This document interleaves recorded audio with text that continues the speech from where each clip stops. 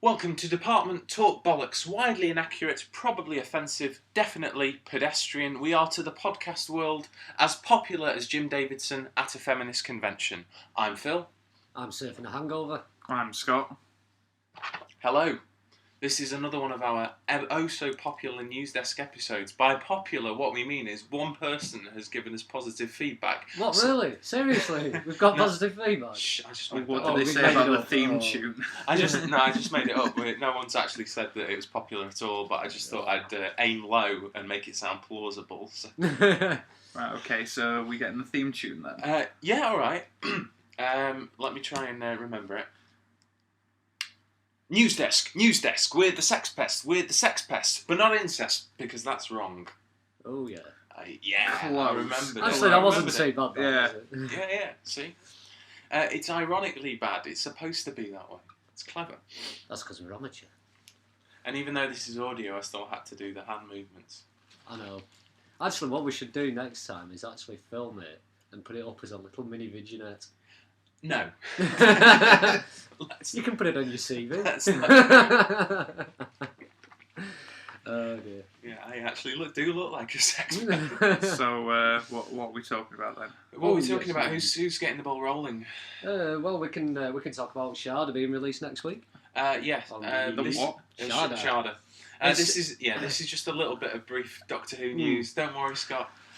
Basically, Douglas Adams. You've heard of him, haven't you? Mm. Yeah, Douglas Adams, writer of The Hitchhiker's Guide to the Galaxy. Around about the same time, he was getting the radio series on the ball. He was also script editor on Doctor Who, and he wrote a story in his last one as script editor, and it was going to end the season. Filmed all the location stuff, and then because of the They filmed some of the studio bits as well. and then because of the trade unions, the production shuttered. So this is basically a re-release. Well, newly recorded script of Douglas Adams. No. This is the original release. It was originally released on VHS years and years ago. Oh, so this is a DVD. And the bits that weren't filmed, Tom Baker did like a talk through what happens, basically. Yeah, and it's just it's that remastered. Really? Yeah. There's lots and lots of extras. Yeah. It's part of the Legacy box set. And there's a lot of angry fans that were hoping that the BBC would do more with the release. That there would like be do an animated thing in between, or something like yeah. that. An Uber fan with far too much time and money on his hands has actually done an animation and presented it to the BBC, and the BBC don't want it for various releases. Having actually seen it, no, I've not actually seen it. I have actually seen it. I can say that I wasn't that impressed with the animated version. Did it look like South Park? Yeah. They could have literally done what Terry Gilliam did with Dr. Parnassus after Heath Ledger had passed away, which was just basically bring in all the other doctors who are still alive and just make it seem like he's wandered through a door and he's another doctor. Douglas Adams would have probably approved of that. I wouldn't be surprised. So yeah, anyway, Sharda's being released. It's next week, I think. Yes, and it's been paired with. What I'm actually more excited about is coming in a box set. I'm more excited about the documentary that's been paired with because 1993, more than 30 years in the TARDIS. 4 years after the Ship Can the series, the BBC did like an epic documentary to celebrate the 30th anniversary of Doctor Who. John Nathan Turner didn't have a part in it, did he? Which is probably why it was epic. And it was one of the... And they filmed like some new like dramatic footage, like Cybermen walking down St Paul's, but in colour this time, and various different little bits, and basically like a child, because it was all about the impact Doctor Who had, on children and different people's lives. They got this child running around in like a dressing gown and shooting Doctor Who villains, and they filmed it on London's South Bank. It's a pretty decent documentary, and I'm really looking forward to seeing it again, because it's been a while since I watched the VHS version of it. That just sounded wrong, basically. Looking forward to the documentary of a child running in a dressing gown. I almost hesitated to say, like, I was almost not going to say it, but I was like, nobody's going to pick fault in that, are they? It's like watching the Doctor Who version of The Snowman. Simple as, All right, next one. What did we all think of Red Dwarf 10? I mean, we did the podcast prior to it being released, and now it's done and finished. I still haven't watched the final episode. Oh, but the rest of the series, though, has been absolutely fantastic. It feels like it's gone back to what you guys introduced me into when I watched Red Dwarf for the first time. And that. Well, I did see a lot of. I don't know whether you did or not, but I saw a lot of series 1 and 2 in there. Obviously, with the series 3 and 4 storylines and the look about it. But the series 1 and 2 dynamics between the characters were definitely present in there. And the humour also seemed to hark back to those days as well to me. Okay, it wasn't as slow moving as the first 2 series, but the way that the characters interacted there were a few really bad moments in there that really shouldn't have been in. And I understand after watching the documentary on the DVD how much problem the production really did go through on the making of this series. And I can now see why certain things were added that I felt were quite poor, like the vending machine storyline and things like that. Was that the one that they did last minute? Yeah, it was. I think it was, wasn't it? It was like a replacement or something. Oh, yeah, ultimately, yeah, originally Kachansky was going to come back in the last 2 episodes and it was going to be sort of a big storyline and then finding her. But they couldn't afford it. I mean, they've not really given much away of the details of that because I think, obviously, they want to sit on those stories and it might happen again. But so at the last minute, they sort of had to cobble something that was sort of shit-bound. I actually quite enjoyed the vending machine episode. My one trouble with it was actually the Yang gag. Scott thought it was fine. I just thought it was a little bit harsh in calling her a slag. It felt wrong. I've never seen like Lister as being sort of as that kind of sexist or whatever, and I think. But at the end of the day, though, it was a vending machine, not a woman. It's an inanimate object. No, because it was a Dear John letter. It was because you remember, like, it was where he found out that he might have had a kid, but then it turned out it wasn't his. Yeah, I would have. I mean, because he already knew that she sort of slept around it. I would have preferred Trollop, which is there's actually on the DVD to take of it, but they went with the audience reaction, so it's the audience on the night's fault. I think that. And Doug Naylor suggested that it was because Lister was angry, but to me it just niggled because it just didn't seem like a very Lister thing to see, because I've always found it to be sort of all the words that could upset him. It's slag. It's just but it's the intent thing. For me it didn't work. But other than that, and Taiwan Tony I struggle with as well. I felt there were just a few jokes that were sort of a bygone era. But ultimately, I felt like you guys that Red Dwarf was back. Although I think it might be a bit sort of. Originally, I was sort of like saying, "Oh, it's a bit like Series 5 and it's a bit like this." But I think by sort of episode 3, I just decided that it's probably a bit reductive to say it's like previous series and it is its own beast. It's 21st century Red Dwarf. And that's what I thought was brilliant about it. I think it does move the series forward. There was a lot of throwbacks to the past, but then again, a lot of that might just be because we're so familiar with the characters, and because it is what they were doing is very much in character. We expect Rimmer to say that, and we expect Lister to do that, and that's not necessarily a predictability about the jokes. It's just because we're so familiar with the characters after 10 series. Anybody else? I'll briefly about the special effects. I mean, have you seen the documentary yet? No, I haven't. No.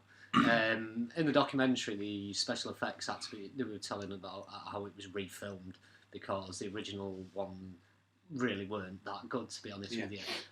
But it was a bit of a surprise to me how it went about with the original special effects, and how the people that were doing it really had no idea how to do special effects, and the fact that they had to get someone in at the last minute to redo them, and how amazing they turned out, judging by the from the series. And I think it did boast some of the best special effects. I mean, to me, I knew they were models anyway, and I can recognise model shots a long way off. But there's somebody that I I run into at work who was saying like he was watching the special effects and he was like, isn't it amazing like how CG like practically how now actually looks like practical models used to do. and then he was like, and then he went online and realised that actually they were model shots, and it was just nice to see that old-fashioned filmmaking back.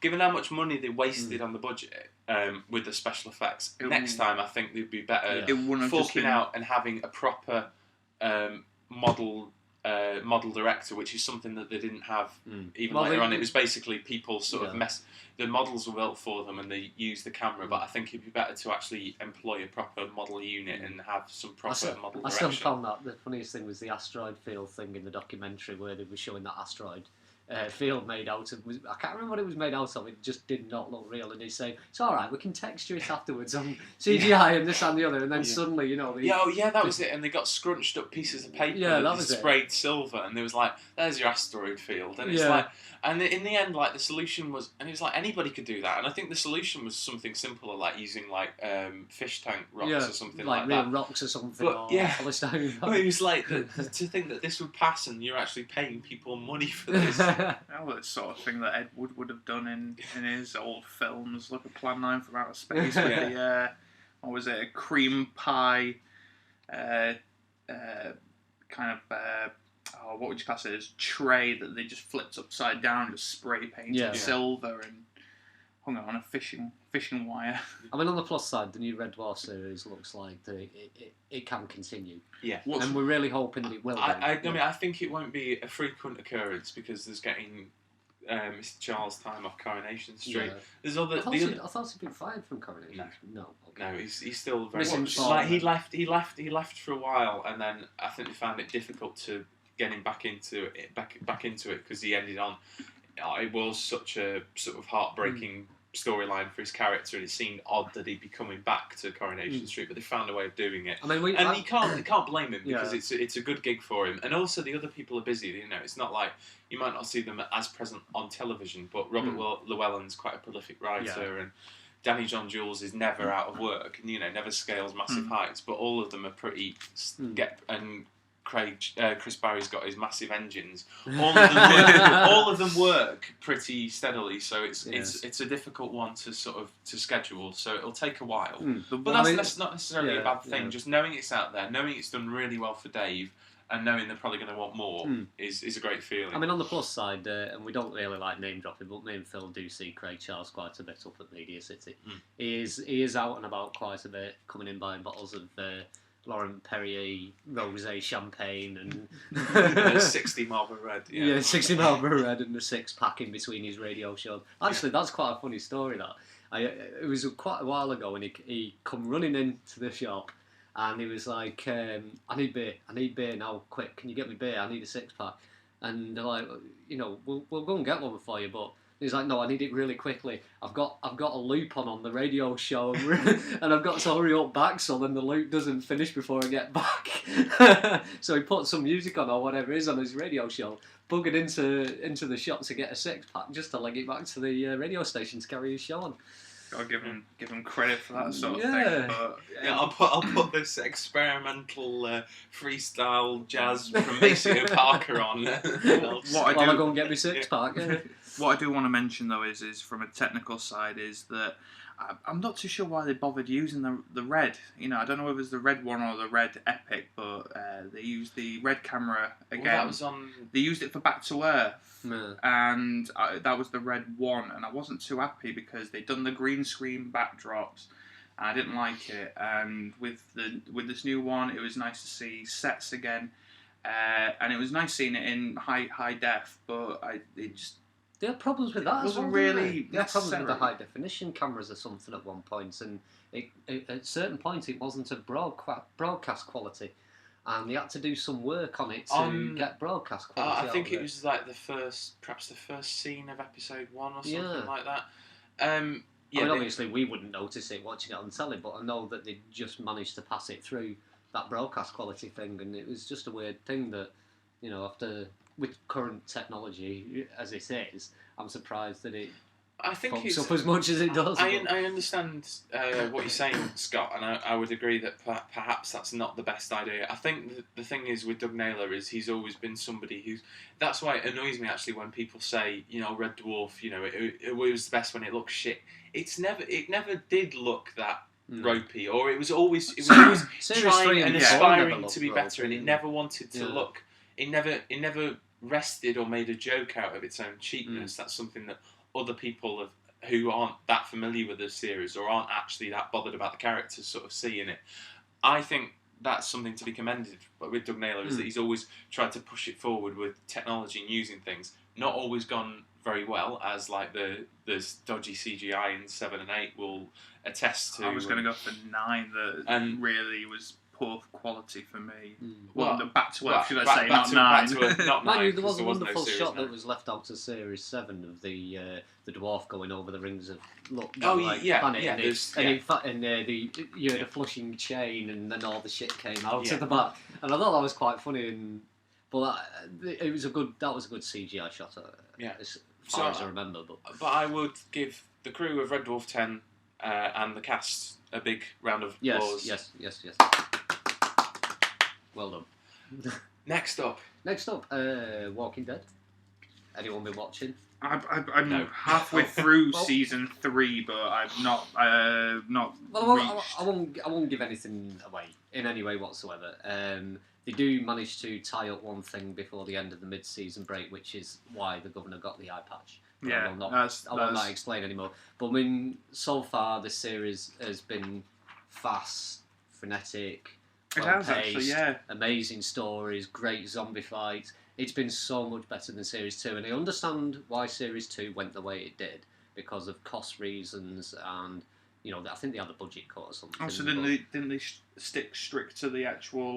They did a little bit, but they dragged it on quite long. Well, that's what I felt. It was to do with the budget. Right, okay. I think the budget got stripped, and they had to make the best that they could out of the budget. But this latest series, I think they realised that the audience was still there, so they gave them some more money back, and you can see it. You can see that in this series, and it really is an exciting, edge of your seat series. It is that you want to tune in next week. First 4 or 5 episodes that I've watched have been absolutely astounding. And there's been a few times I've actually cried as well, which I don't normally do in a series. It's like it's got that much emotion in it, and I've become very emotional to the series that I've felt very strongly. There's a lot of heartbreak at the moment going on. There's a lot of people dying and main characters as well, which I won't tell on it in case anyone's not watched it. But it's mid-season break. At the end of it, I was like, "Oh shit, I'm gonna wait another 3 months now for the next episode." But yeah, it's been. How is it not keeping it? Is it a longer series this time? It's 13 episodes, and they've currently got through 7, I think, or 6 or 7, and they've got the rest of it. Oh, then I can't be that far behind then. No, I think it's about 6 or 7, and February is when the season continues. So yes, I'm looking forward to that in many ways. And Phil, you should watch it. Alright, it's on the to-watch list, but there's just so much. Well, just watch the 3rd series. I mean, the first one's good at introducing the characters, but by the 3rd series, half of them are dead anyway. But I think you can actually pick it up from the start of the 3rd series because of the new characters they're introduced and the new dynamics. Which brings me smoothly along to something you two should be watching, which is Being Human Series 5, which is starting. No, we're not. Which is starting in. I think I watched up to Series 2 and gave up. Right, it's starting in January, and it's a perfect jumping on point because it's got a new ensemble. Personally, can we go a little bit back? How did? Because I remember the series was supposed to be originally just was it people just living in a flat and someone didn't like the style of it, so they changed it by adding a vampire, a werewolf, and a ghost. I'd heard something about it. I know they made a pilot with different actors. That isn't the part I'm on about, but the actual script itself, when they originally pitched it, I'm sure I was told this somewhere. I don't recall ever having heard that. I know they did like a sort of 6 of 1 type series of pilots with different pilots stranded on BBC Three, and then they recast the leads apart from one, Russell Tovey, who stayed on as George the werewolf. But I've always really liked it because it's one of those where perhaps not as out there in terms of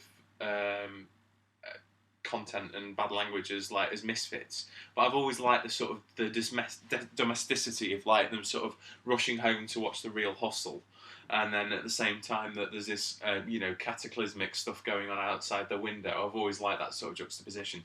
The last two series have seen the cast gradually change. The last series featured a new werewolf and a new vampire. This series has also got a new ghost thrown into the mix who was introduced at the end of the last episode. So it's been a gradual thing. I loved the original cast. I think they were great performers. But I actually think the premise is strong enough for it to survive beyond, especially since we're only talking British UK seasons here of 6 episodes, 6 or 8 or whatever. Right. I think it's strong enough to survive without that. The thing is, like, you go online, I mean, maybe you're just looking in the wrong places, but like on Tumblr where all these teenage fangirls make GIFs of, of different characters or whatever, and it sort of gets a little bit sickening. Like, yes, they were great, but in the end they were played by actors and they want to move on. It's a question of whether you want the series or whether you don't. I think they've done it in a really clever way, and they've sort of acknowledged the contrivance of the fact that it's new characters falling into the same scenario, sort of thing, of the 3 misfits, living together. That's actually quite a good little analogy there, because Misfits have done the same. Yes, they've changed the cast. I mean, I'm not. To be honest, I'm not really watchable. That was what I was hoping to open up, because I know you guys don't watch it. So debate about what do you think about the idea of recasting a series. Maybe it's because I'm so used to theatre and seeing like different productions with new casts. See, I don't mind recasting as long as it's not recasting the same character. Yeah. If it's a different character, then I'm happy. And if they want the series to continue and they've got more stories to tell, and the actor wants to leave for whichever reason, I'm happy for him to bring in a new character to replace that character. What I find sometimes a little bit harder to get by with is if none of the original characters are left. Now, if one was left, then maybe I could understand it a little bit more, but I'm not sure if I could feel the same way if it was a completely new cast, and that's the bit that I find I can't enjoy with the series. I think if it's a gradual transition, I don't mind it so much. Like, I feel, I think with Being Human, it wouldn't have. It would have felt jarring if it had happened all of a sudden. And the same with Misfits. Like, now there's none of the original cast left, but it happened so gradually. Like, so there was always. So at the beginning of this series, it started. Sorry if I'm spoiling it for anyone, but not for me. I don't watch it. No, Misfits. Like, I don't watch Misfits. Okay. That started with Curtis, and who was like the last one, and now he's gone, and it's worked for me. Like, I think there was who was it? Nathan was the Irish guy in the original. Yes. He was like a force of nature, and you thought, like, how can they get rid of him? And then he was replaced by Rudy, who's this northern guy who shags anything that moves and is something that's completely different, yet so in keeping with the tone of the series. And you're like, Nathan who?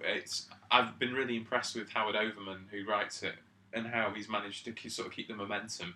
And also, it never feels that the characters are bigger than the series, or the concept of the storm giving people strange powers has always been more important than any individual characters, I think. So yeah, recast anything. If your actor's giving there's some tips for producers. If your actor's giving you a hard time playing hardball for money, don't bend over backwards. In fact, sometimes when they make an effort to keep an actor in, it gets a little bit frustrating. Like, I've watched like ER or something like that. There was a character, Dr. Carter, and they kept so long to keep him in it in some capacity, where he'd come in for a guest appearance sometime, or some contrived way of, like, they've done it in loads of different series. Oh, they did it in Hill Street Blues back in the 90s with one of the characters, where they kept bringing her back. She kept having to come into the police station to figure out new ways of being raped or a handbag stolen, just because she was the ex-wife of one of them. And also she was married to one of the series producers, which made... See, I can imagine it more like one of the Spanish soap operas. Basically, if someone's fucking you about, just basically put them in a coma, and they've got to literally lay in that bed every episode, because they've got to appear at least once, and it's in their fucking contract. God, this is this Bobby Ewing thing, isn't it? Waking up in the shower and it was all a dream. Yeah.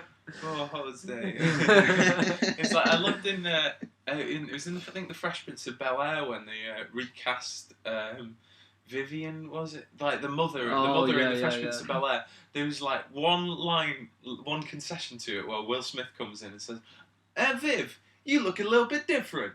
And sort of turns to the audience and gives sort of an eyebrow or a wink or whatever. They didn't do that in Boy Meets World. It's like, and then again, like, because they decided that it would be more fun to have like a cute kid, like rather than have a baby. So Nikki all of a sudden really grew up really quickly in the Fresh Prince of Bel-Air between series, and like suddenly he was like 6 or something like that, as opposed to being a baby. It's like, don't they grow fast or something? Do you know, strangely enough, you mentioned that they did it in Shameless. It was a really strange thing in Shameless where the first 2 series, it was like a baby, and that's Scott's mobile phone doing a nice little dance. How unprofessional. Oh, very unprofessional, but we are unprofessional. And they got a better child actor in it at a later date to play, it was Liam, the character of Liam, and it was just this really jarring moment between series 2 and, series 1 and 2 or something, I think it was during the Christmas special, where suddenly he'd aged 2 years, yet all the rest of them were of similar or same age, and it was a bit of a jarring thing, but I do remember there is always that aspect, I suppose, because you can't grow up with a child, but any child character, like on Star Trek Voyager, there was that Naomi Wildman character or something like that, who was a child on board ship, and one minute you sort of remember her being a baby, and then all of a sudden, when they recast it with a slightly older actress who actually is an actress, because that's the thing, you notice it even more on, like, my mum watched loads of soaps, and I'm afraid that I've dipped in from time to time, but you notice, like, there was like there'd be the actor that played them from, you know, when they were young, and then when they decide they want to start doing an actual proper storyline with them, like when Sarah Platt or whatever it was got pregnant, they recast with like an actual theatre school child, Tina O'Brien or whatever, and there's always that sort of well, I mean, I can see that, but it's when they jump in age, that's the bit that I can never understand. I can understand they want to get better actor, that's fair enough, but not when they've aged 2 or 3 years in the space of a month, you know. But that's boring, that's weird. Actually, going on to weirdy soap opera-y things, anyone still seen Dark Shadows? I mean, we went to the cinema to I haven't seen it yet. I've watched a few of the original TV series, which was very Spanish soap opera style. It was quite a confused film, don't get me wrong. It was confused whether it was a drama or a comedy, or, you know, and it went through this really flirty, weird way of working, but it's still worth a watch because it's funny, and it's I think Johnny Depp plays the character really well, of the vampire. I can't remember the fucking name of, you know. It's one of these. I'm getting worse with my names, you know. I'm sure I've got name Alzheimer's or something like that. But no, it's worth a watch, and the reason I've kind of just connected it is because, for people who don't know, Dark Shadows was originally a soap opera. Yeah, it was. And Barnabas, and the character of Barnabas didn't actually appear until about 100 and something episodes in, because they needed to get something exciting in there. Well, so it went from a soap opera to a soap opera. Literally a mysterious. I'll definitely give it a watch, Adam. Yeah. Now, Stephen, Bob. What did you? Bob. Change all the names. Peter. We've been recast. maybe that's in the next episode of Department Talk Bollocks. Yeah, we'll be recast by better looking women. Yeah, but it'll be a gradual process. Yeah, what we'll do is we'll make sure we get some really nice hookers off the street, and one by one we'll replace each of us until I'm left with 2 hookers. No, we need to. No, I think we should get a spoilt valley girl called Ashley who'll be like, oh my god, would you fuck me? I'd totally fuck me. That'd be hot. Okay. I just think we just need it. Oh dear. Fucking hell, that'll be a one episode I don't think I'd want to listen back to. No. We should totally have a 3-way. You can pour yogurt on my nipples and lick it off. That'd be hot. Alright, okay, what we got next? We've gone from me talking about boobs to Phil's fetish with a valley girl called Ashley. Phil showing his transvestite side. I know what I do want to mention, because I managed to watch the first episode of it. I've not watched anything since, but it was the second series of American Horror Story. The second series was awful. Well, I've not really watched it. I watched the first episode, but what stood out amazingly in the first episode is a nun getting her ass spanked. Yeah.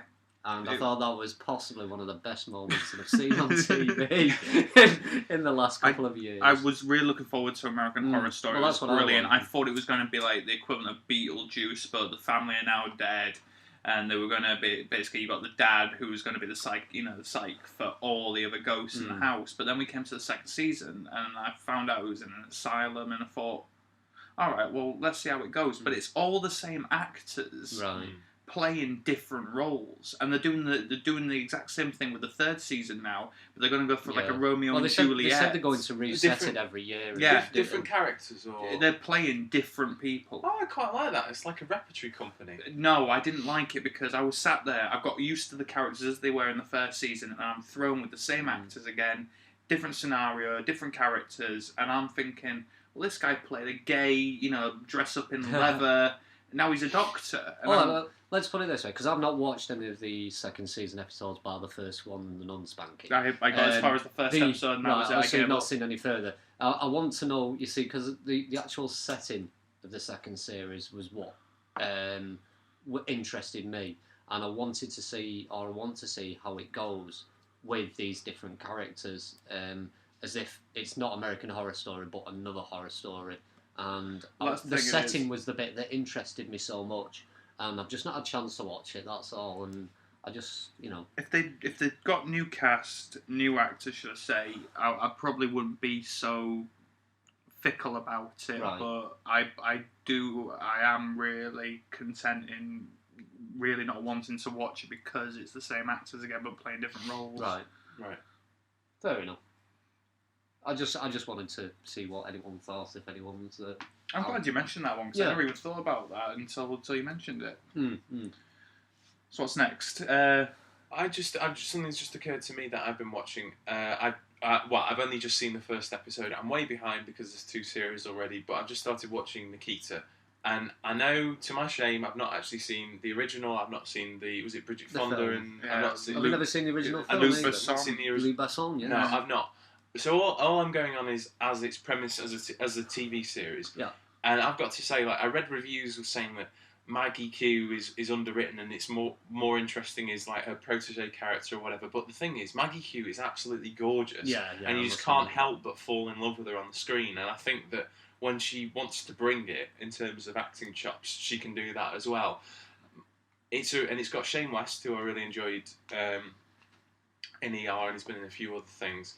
And it's got a really nice production design. My only quibble is, I don't know, I'm not really familiar with the movie and that setup there. My only quibble is that it does seem quite similar to Alias in that, she's trying to overthrow her old employees who she felt manipulated her.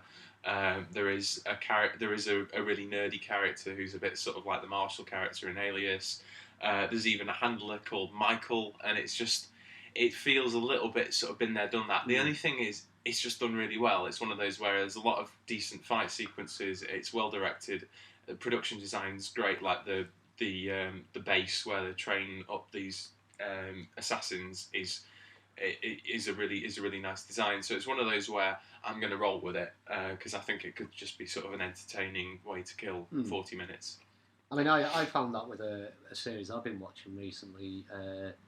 And I know it's completely off what we normally talk about, but it's Southland, which is a cop drama set in LA gangland. I watched an episode of that. It's one of, at the moment in time, it's one of the strongest series out there, which is cop based. And I see a lot of older series in this new one, like Hill Street Blues and NYPD Blue, where they're focusing solely on the characters and different stories that are happening each day with the different cops in it. In fact, the last series stars Lucy Liu. She's one of the main cops in that series, and it's just quite a powerful, interesting series that I've been watching at the moment, and I have really enjoyed it thoroughly, and I've also enjoyed Lucy Liu. Everyone says she's got a strange look about her, but I don't. I mean, she's got an unusual look about her, but I do find her really attractive. I do, and she's dead sexy in Southland. Why am I not surprised by that at all? So I think now we should move on. Yes. And we'll cover movies, and I think we need to have another setup for this section. So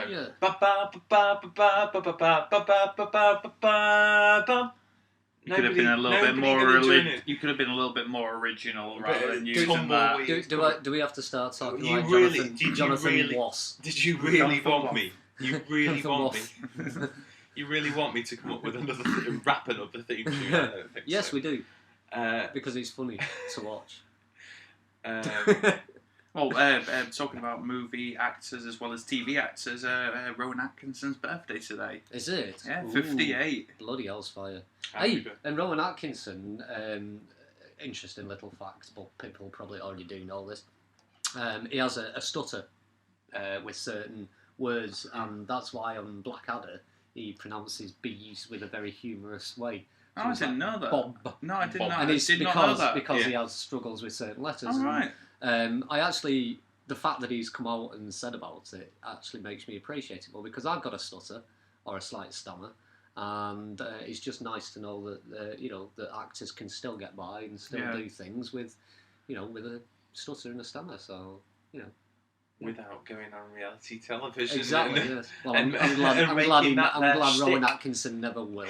He's got a bit more pride. So, as for films then, what Can you imagine Rowan Atkinson turning up on Britain's Got Talent and being like, what are you going to do? Well, I'm going to do a poetry reading, but I've got a stammer, and there's like a stamina, and like an Ant and Decker like, oh, that's really bad, pet. What's wrong with that? What's wrong with your stammer, pet? And then they'll be like, well, I can't say the word Bob. And then it's just like marching out in front of Amanda Holden and Piers Morgan, and they're just looking at themselves. He looks familiar. I think I might have seen him from somewhere. Well, if Piers Morgan finally come back to the UK, can we not kick him back to the US, because they kicked him out of the US? Has he been kicked out, or cause there was a petition for him? They wanted him out. Yeah, but there's more side of the petition that don't want him back. I think Piers Morgan is an absolutely vile human being, and every time I see his smug face, I want to do a little bit of sick in my mouth. But actually, not tap dance on his face. Then. For once, I actually think that don't throw it for actually talking about gun control in the US and expressing an opinion.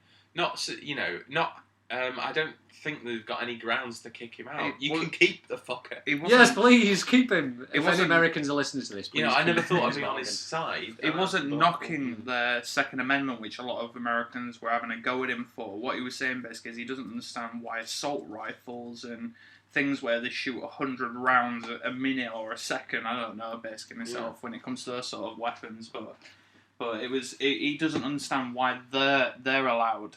Basically that's part of the Second Amendment, which is basically to be able to bear arms. But bear ass? Bear arms. Oh, sorry. And you know what? Actually, I think we should get rid of that, because I reckon they should put bear ass on instead, actually, because that'll make it so much more interesting. Every American has his own right to bear ass. My argument is they should get rid of vest tops, wife beaters, because I think there's nothing worse than seeing a bloke wearing a vest.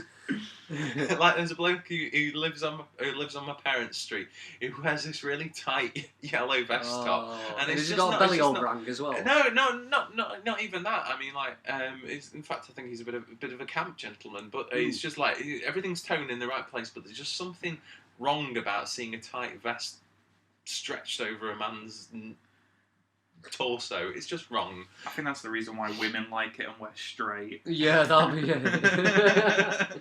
No, films. We're on to films. We've digressed. Cloud Atlas. Shall we talk about Cloud Atlas first? It's out in February. Stars Tom Hanks, Jim Broadbent, Halle Berry, Hugo Weaving, Hugh Grant. It's basically from David Mitchell's book, and it's filmed by the Wachowski brother and sister. David Mitchell is in... No, not like David Mitchell. Not like David Mitchell. No. Not I was going to say fucking hell. He can but he also I was actually going to stars call him a genius then. Hot Chinese actress Jo Schwen. Oh yeah. Yeah, but anyway, it's filmed by the Wachowski brothers and sister. Fucking Wachowskis. Is it brother, sister, maybe sister? Just call them the Wachowskis. Are they called the Wachowskis? Yeah. Are they actually brother? I always thought it was two. No, it is two brothers, but one of them's had a sex change. Or gender reassignment surgery. Yeah, we'll call them the Wachowskis then. I wish we could have filmed your face sometime in between. What was it? Was it V or was it Speed Racer that was the last film? Sometime in between their last picture and this one. Well, they can't do as bad as Reloaded and Revelations. What a bag of shite that was. I enjoyed. I mean, as far as I've not seen Speed Racer, so the last Wachowski picture I saw was V for Vendetta, which I enjoyed. I'm sure that was a good film. I'm sure there's some, like, if anyone is listening to this podcast anyway, I'm sure there'll be some Alan Moore fans somewhere going, "You bastard, you're wrong!" I also think that there should be some Alan Moore out there going, "You bastard, you're wrong," because Alan Moore hated it. Yeah, well, but Alan Moore wouldn't hates be listening to this. Well, we hope so. At some point in the Please tell me he also hated League of Extraordinary Gentlemen. He hates every single film version of his. What, even Watchmen? Yeah, he didn't like it. He really didn't like that. And he didn't think he'd even seen it. No, but he still didn't like it. Yeah, because why does he keep selling his rights then to these films being made? Then because it's money. It's got to be money, but then I'll bitch about it. But I don't even know if he has got sort of that creative control. I think he only profits from it. I don't know whether it. I assume like he must have done something to the story rights though. Watchmen was on. Watchmen, I think, was on a DC imprint or something like that. So it depends on like the circumstances in which he created the book. Like I'm sure his current stuff, but a lot of his 80s work was when he was still attached to certain comic book. Producers or what? Yeah, you got it right. You're right. So it's the same as musicians. Like their earlier work, which might be the more popular, is actually their least profitable for them because their masters are owned by the label because they signed one of those. Going back to Wachowski's and Cloud Atlas, I've got to admit it does actually look pretty decent. I wasn't sure what to expect once we watched the trailer, but I do like the look of it and see what it comes out like. The tagline is the film straddles the past, present and future with actors playing multiple roles. I am actually really interested in this one. I'm looking forward to it, and I think February's too far away. I want it to be now. It's looking at existence of the, we're all connected, even through, what's the word I'm looking for? Where you're reborn into a new world. Yeah. I mean, it's box office poison. I'm really glad it's one of those films that, especially in this recession age, that you're like, who gave the green light to this? Or did they finance it themselves? Because it looks, the budget looks massive. Yeah, it does. Massive budget. But it's like, who would have? Because this ain't gonna make money. I'm glad they made it. Don't get me wrong, but even like me, like as being somebody who's sort of pro artist, would probably hesitate at being sort of like handing over a check for a film that was never going to make its money back. At least, I mean, it might make it back eventually on home video, but we're talking at least a decade before before this film recoups. Unless the name of the Wachowskis actually still holds a little bit. Well, it's already done poor box office in the States. Right, fair enough. That's one territory out of it.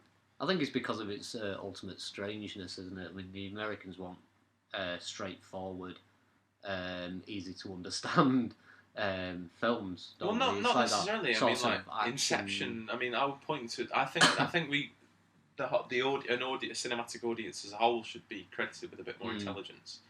But I think in Cloud Atlas's case, it just looks so barking mad and so all over the place that it's going to throw so many people off. I don't expect to understand it all, but I'll sure as hell enjoy the ride. One that's gaining popularity, though, we're done with Cloud Atlas. Yeah. Yes. The one that's gaining popularity at the moment, which I'm looking forward to, is Django Unchained, the new Quentin Tarantino. Jamie Foxx playing Django, the D being silent. I'm really glad to see Jamie Foxx taking the lead in a film again because the last thing I saw him in was Ray. And I thought it was fantastic. It was. But I've not really seen him in much, or perhaps I've not been interested in anything he's done since then. I think there was Stealth before or after Ray? Probably immediately after, but I know obviously he's got his music career as well. Music career. Yes, he's got a music career. Yeah, that was what he was before. Like he didn't sing. He doesn't sing in Ray. I knew he played piano. Yeah, but he's got an amazing silky soul voice. What's nice about it is it looks very, going back to cliche blaxploitation. Quentin Tarantino has chosen a Western theme set during slavery, which would have been... Blazing Saddles. That's right. It's basically Quentin Tarantino's Blazing Saddles without the I'll go with that. Cam-Tam races and farting beans. So I get what you're saying with that. I never really thought of it as blaxploitation, but I suppose in a way it is, because it sort of reminds me of something like Blackula, where it takes sort of a character that's traditionally been played by a white actor and casts an African American in that role. Well, you could look at not High Noon, Unforgiven, where it was Morgan Freeman, Clint Eastwood. But you can't classify that as blaxploitation because it was Clint Eastwood's the lead character and the black guy being the sidekick. Yeah. Whereas this one, basically, it's supposed to be Jamie Foxx's character as the sidekick. He's been taken out of slavery and he's got a purpose, but it does revolve mainly around Django. Yeah, I'm definitely gonna give it. I'm looking forward to that. We're definitely gonna give it a whirl. We won't get into the Tarantino debate because I think all of us have different opinions on when his last good film was, but I'm looking to be. I miss Tarantino. You're looking to be impressed. Yeah, yes. I miss Tarantino as sort of being one to watch because for me he's not really pushing my buttons. But this one, the trailer, is sort of drawing me in. I'm definitely going to give this one a watch. Well, another one that we've just watched a trailer of, that John Dies at the End. You put me on to, Scott. I'm actually really interested in this because, like you said, it reminds me a lot of the David Lynch films. No, it's not David Lynch. Sorry, not David Lynch. Cronenberg. David Cronenberg. Sorry, my fault. Well, it does remind me of Lynch as well, to be honest with you. Some elements, but it's Cronenberg's got the more surrealism. Yeah. I mean, I actually, watching that trailer, I really picked up on the film Existence starring Jude Law, and I thought that it had that look about it, and I'm really looking forward to John Dies at the End now, and I'm sure the wife will be as well, because she's always been into the Cronenberg and Lynch films and things like that, and it's an unusual one I just didn't know about, and isn't it the writer who did Bubba Hotep? And, yeah, he was the writer of Bubba Hotep. He also did the Phantasm films as well. Yeah, so I'm so looking forward to this one though. Talking of Cronenberg, has anyone seen Cosmopolis? No, but that I know it looks very slow, very dark, very thrillerish, and I'm not a big fan of Robert Pattinson as it is after the Twilight. Twilight. But I do really want to give it a try. I'm actually looking quite forward to it. Well. Or am I the only one on this one? No. It's been out for a while. I mean, I would say for a start, he was certain things were required of him in the Twilight films, and if that's your only exposure to him. No. Harry Potter playing Cedric Diggory as well. Did he? Yeah, Cedric Diggory. Yeah, dies in the Goblet of Fire. Yeah, I think he plays it's always a nice a question part of what people. Yeah, I always think it's always a question. It's a question of what people are asked to do, and if that's his foot in the door into the industry, then don't give him a hard time about him. I mean, obviously Cronenberg saw something in him to cast him in. What I've heard about Cosmopolis is that it's quite. is that it's a good. Is that it's an interesting but none of the characters are likable and you can't actually respond or resonate with any of them, and it's one of those where David Cronenberg is actually talking at you and you will either listen or you might as well switch the thing off. Oh, can I just add about another film? This is a warning to anybody, like whoever listens, all our 2 listeners or whatever. Do not watch Resident Evil Retribution. It is a big bag of shite. It is completely. Well, they all are anyway, but it's just. But at least 1 to 4 had some continuity to it. They tried to give continuity to the 5th one, but it just basically shat on the other 4 films pretty much completely. And I was disappointed. I sat there watching it and just thought, what the hell is this, basically? I quite enjoyed 3 and 4. 2 was a bit iffy. I thought 1, 2, 3, 4 were a bit iffy, but hey, it's just that this one is particularly bag of shite time. Yeah. So it's a warning to anyone out there, please do not even think about watching it, buying it. Please just leave it on the shelf and hopefully they'll never make another one. End of rant. I'll back them up on that one. Yeah. So, next. Star Trek Into Darkness. Yes. This one is the biggie for the year for me personally. You know, I know there'll be some Hobbit fans out there looking forward to the second who's part. Not a Trekker by any stretch of the imagination. That's quite a big deal. What have I watched? Basically, Star Trek the film, and maybe part of an episode from the original series. Maybe tried my hardest to watch an episode of The Next Generation, but I think I can't get into it. But maybe that's because of the same thing I was with Red Dwarf. Basically, I need to start from the beginning. And that's what J.J. Abrams has kind of given me that option to do by revamping Star Trek and bringing it back. And with the first one, I absolutely thoroughly enjoyed it. And I'm so looking forward to the second one with Benedict Cumberbatch, with whoever he's playing, whether it be Khan, Gary Mitchell, or Jonathan. I know there's so many names thrown out there, but I am looking forward we will never find out until on the day. Looking forward to a Star Trek film. And I'm for once looking forward to seeing Walter Koenig, for fuck's sake, Chekhov in a red shirt, which Phil didn't quite get at first, but in the original series, red shirts were security, and by the films, he was actually the security officer. So I always thought it was red shirts, you're going to die. Yeah, it is, that's that. They were the security guys. Oh, right, okay. Do you know what it was like? I think I just always thought of Chekhov as security, and I forgot that he wasn't. He wasn't the security officer. Yeah, he was science operator in the original series, and then he became security officer. Not science. Operations officer. Yeah, sorry. And then in the films, he became the security chief, and So that, I'm really looking forward to this, but I don't want to listen to too much of what's being said on the internet I'd rather just go to the cinema, enjoy it as it is, and not be put off or spoiled or anything like that. So when is that coming out? That's coming out in the summer. So we got like 6 months to wait.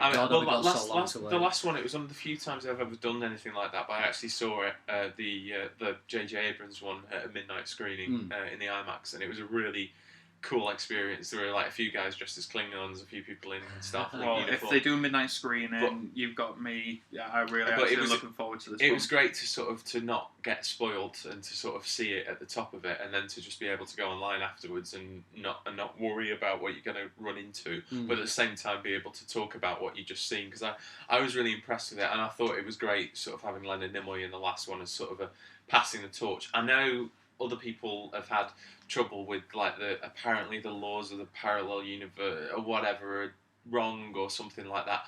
I like the contrivance of like a friend of ours at work, Ben. He really struggles with the notion of like there being this parallel universe. It's like, well, our universe doesn't exist. That's not the old universe. And I'm like, but that's a good thing. It's out there. It's still happening if you want it to be happening. Picard and all that jazz is happening out there. But here's a new world, and we can go and we can surprise you. And Chekhov could get killed at the end of this. He's wearing a red shirt. He could get killed at the end of this movie, and it won't affect anything that comes after. Anything in the other series or universe. So that's fine. And look at it from this perspective, Star Trek, as far as I'm aware, is the prediction of the most recent technology. If you look at their logs with the mobile phones of today and everything else that they're going through, they've even going through at the moment doing trial tests for using those beams to transport. But what I like about it basically is parallel universes haven't been, basically they haven't been discovered, they haven't been proven, but it's a theory at the end of the day, and it's a nice theory. Yeah, I mean they've covered it in lots of sci-fi. And I think they've done it really well to revamp it, bring it. And now they don't need to mention it again. Exactly. What I would like to see, because Star Trek can be all things and can be different things to different people. I would like to see perhaps, and it's been different things over the course of its many years. I would like to see perhaps a sense of wonder restored a little bit more, if not in this film, in the next one. Just like the Genesis planet in Star Trek 2, or even Vija. Just that idea about sort of you go out into space and you see something wondrous. That's perhaps something that needs to be addressed a little bit more, because it is an important part of what Star Trek is, because Star Trek has always been optimistic. I suppose then it falls down to the writer's imagination and whether they can actually come up with something wondrous and new in comparison to what's already been done before. And there is the fear that people don't, that we as an audience watch like Dark. And I would say, and that moves us on to Talking Darkness. We'll talk briefly about the Man of Steel trailer, which to me seems, not only has it got the Chris Nolan connection, it very much reminded me of the Batman Begins trailer. Yeah, same here. And I actually said it when we watched it. Yeah, I'm looking forward. I'm looking forward to it. But I've always thought of Superman as being Americana. I've always thought he's the perfect complement to Batman because he is lighter.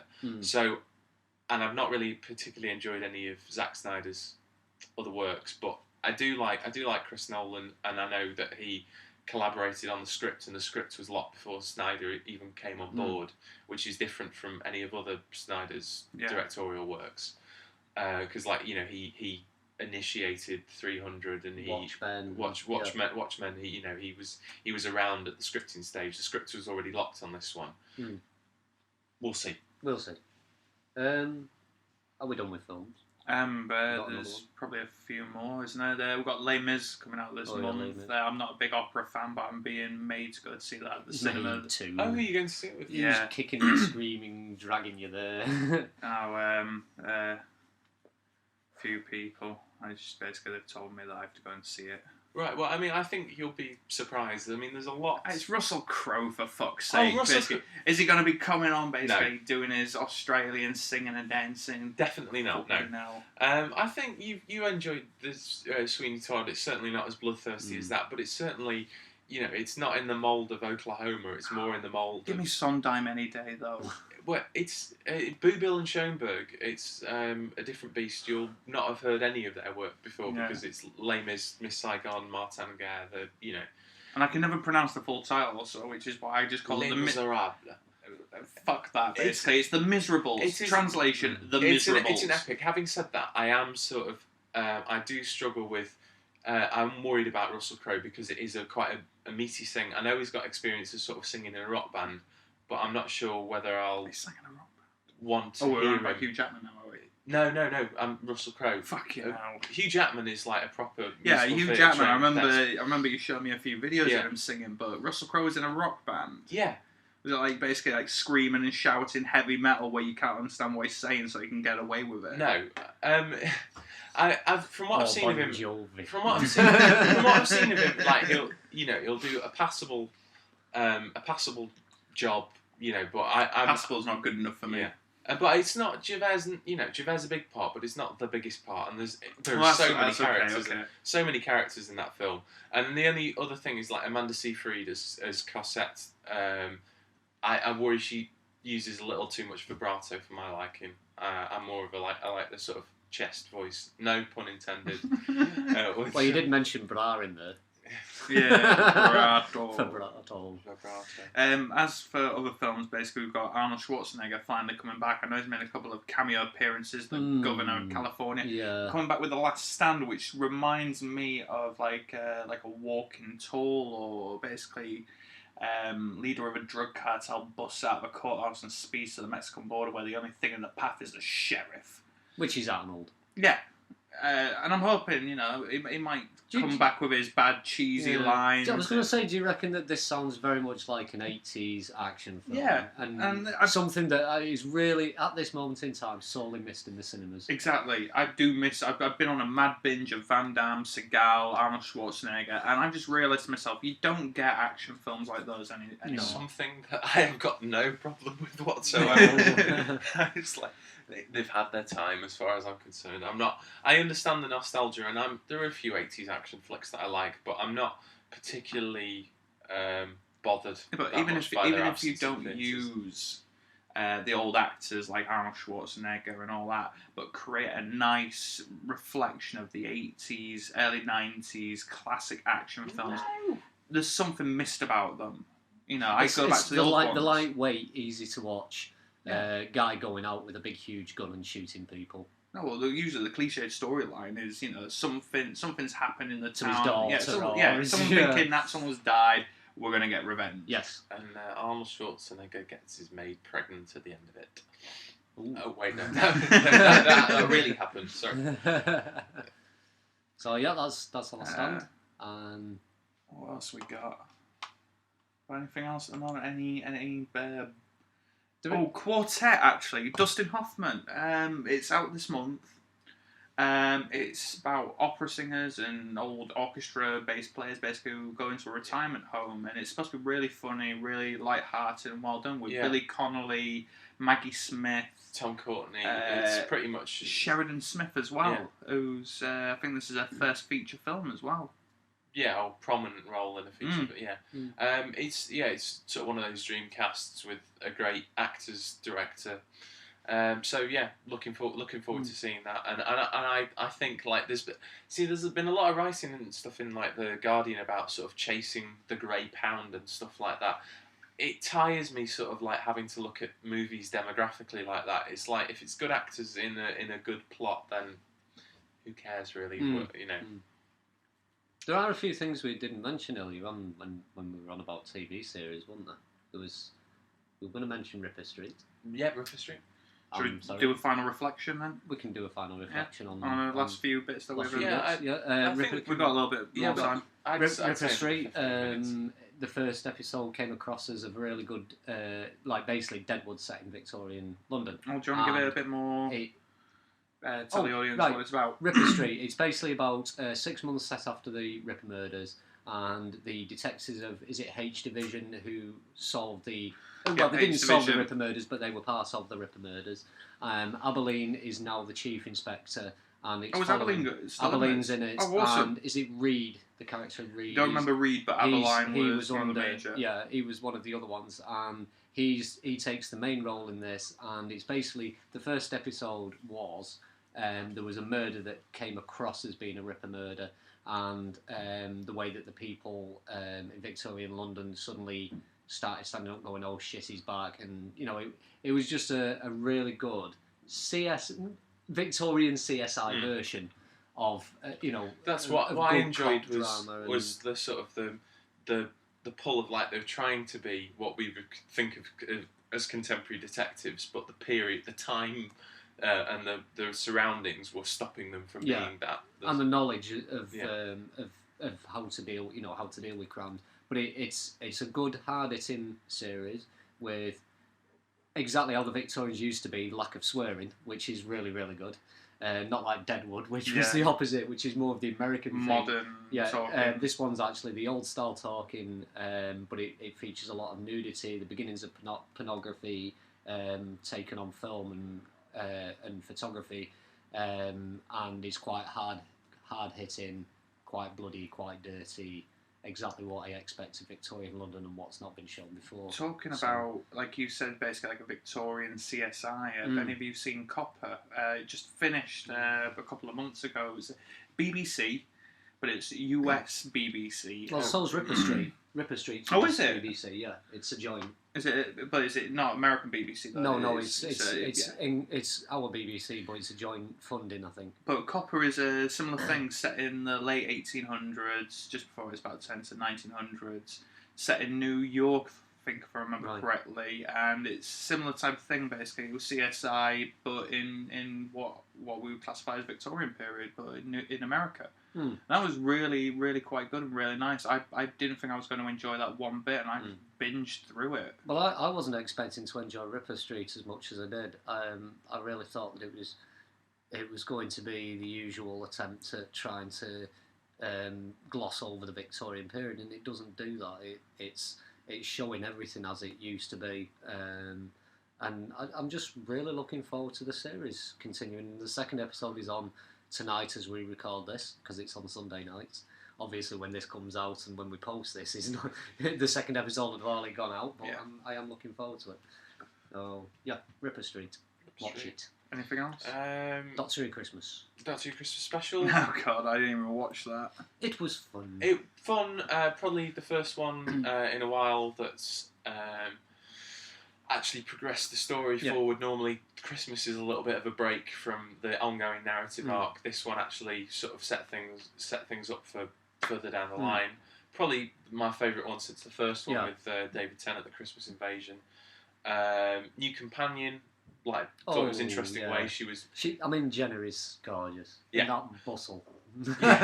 Yes. She's also a very attractive young lady, but interesting character, nice performance, and definitely something different. Yeah. I think this perhaps should be the last companion that's special. Yeah. And in future there should be just a normal person, maybe the next one.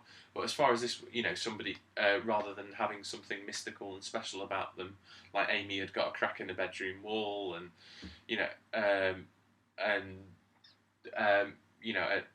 whereas with this one, I feel like this perhaps should be the last time they do it. But it was interesting. I do wonder, is she going to become like Kenny from South Park, dying every single... Kenny. Yeah, oh my God, you killed Who killed Clara. Jenna? Me and Phil had a discussion. It would be about a week ago now, or it was New Year's Eve, and he said to me about a Christmas special since David Tennant. I was like, has there been any other Christmas specials? And he listed off about 7 or 8 different specials that had been on since, and I thought, fucking hell, I didn't even realise. Well, every Christmas since. So I did enjoy the Christmas story type one that they did a few years ago, past, present, and future idea. The one with that opera singer in. Oh, Catherine Jenkins, the Christmas Carol one. I thought that one was quite good. Yeah, Michael Gambon. It was a nice performance from him. They did essentially. It was called Christmas Carol, and it was a Christmas Carol, but in space. Yes. But the latest one, like you say, the story, it actually moved the story along. It wasn't an individual standalone episode. Again, it was set in the Victorian era, which is an era I've always liked. New console room that looks more like a machine, the machine part of the time machine. Busy title sequence, which I wasn't too keen on, but it did restore the sound in the title. The sound of the... Oh yeah, I noticed the face popping up as he was coming as we watched it. But the actual theme tune itself sounds a lot better as well. You seems to have that more tune, to the older style, which I am really happy about. Yeah. And can I put in my request, like, whatever you decide to do for the 50th anniversary, Mr. Moffat, I would like, in the 5 Doctors, when the credits rolled, it went from the classic theme tune and then went into the 80s mix, which was the current version. I want the classic version of the theme tune for the 50th anniversary. And if you're listening, Mr. Moffat, I would like more nudity. I don't think you're gonna get that somehow. Can you do a 50th anniversary adults only late night? Don't ask Moffat. Don't ask Moffat to do it. Be asking with peachy bottoms, Chris Chibnall for a Torchwood or something like that. And we really do not want John Barrowman's arse. Ask any porn director to make a softcore we need or a hardcore version of Doctor Who, but call it Doctor Boo. It's been made. It's called Doctor Who and the Phallics or something. Phallics. The Phallic. Doctor Who and the Phallics. Do Doctor Poo. Basically, he's into. What, when he goes to a toilet every 5 minutes? No, he's just big into anal. Oh, okay. Yeah, I'm going to put my side. I just wanted simple nudity. I wanted to see boobs and ass. I didn't want to see fun hardcore sex in Doctor Who. If we're going to be ending soon, I just want to mention one last one for any fans, since we are primarily sci-fi fantasy based, that's what we talk a lot about at the moment, is a book that I've just started reading. It was in the 70s, I think it was 77, Stephen Donaldson, which was the Chronicles of Thomas Covenant, or the Adventures of Thomas Covenant, The Unbeliever. And so far what I've read of it is absolutely fantastic, about a leper who is outcasted by society. His wife and child have left him thinking that son might catch it. And he transports to an alternative fantasy-based world where he will be the hero, but if anything but he doesn't want to be. Like a messiah. Yeah, I think it's absolutely fantastic so far. So if there's any sci-fi fantasy readers out there who haven't come across this before, I honestly would recommend it. Sounds bonkers, actually. It is. I like a bit of bonkers every now and then. It's in between Tolkien and... Because a lot of people in the reviews that I've read basically compare him to Tolkien. I would say it's in between Pratchett and Tolkien. Basically, He manages to still keep humour and also the ridiculousness of it, but at the same time the epicness of what Tolkien's it'd be interesting to know because I don't really know who Terry Pratchett was inspired by, and I'm wondering, with this being in the 70s, I'm wondering if he read it and maybe got some inspiration before he did. So it was the 80s, wasn't it? It was 80s, yeah. So I'm only guessing, but I'm just wondering because he's never really told us his influences other than Tolkien. I think it was just that he was disappointed with very hard fantasy, and he wanted silly fantasy. Silly fantasy, yes. I would just like to. Sorry. No, that's me done. Just basically putting forward that book. Before we finish, I'd just like to sort of say Gerry Anderson. He passed away on Boxing Day. I think he was aged 83, which is a pretty good age to go. I thought he was older than that. I really did. Every time you keep saying Gerry Anderson, I keep thinking of the female actress. It's not. There isn't an actress called. You're thinking Jerry Hall or something. No, Gerry Anderson. She played in one of those Star Trek films. Jerry Ryan, who played that 709. Oh, Jerry Ryan. Anyway. Wow. Anyway, thank you for interrupting my poignant moment. Yeah, how do you connect Jerry Ryan with Gerry Anderson? I always thought her last name was Anderson. He'd been suffering from Alzheimer's. You've been watching X-Files too much, that's what it is. He'd just been diagnosed with Alzheimer's, I think in 2010. What was quite sad is because he was actually still working on reviving Thunderbirds. There was an appearance, I think it was on Christmas 2010, maybe.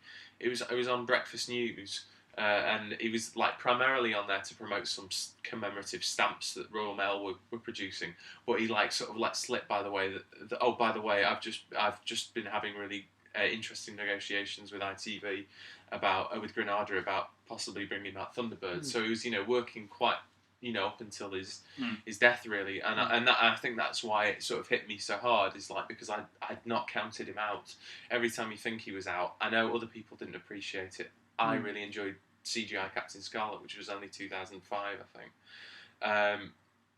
And a very important part of my childhood. I grew up on. I made a Tracy Island when they couldn't buy one from the shops. Blue Peter style. Yeah, Blue Peter. Although my version was better because actually use less loo rolls. Use plywood and for the beach at the front, use sandpaper and stuff like that. It was a masterpiece. But he inspired and there was I remember the actor Trevor Eve, who's in Waking the Dead. Yeah.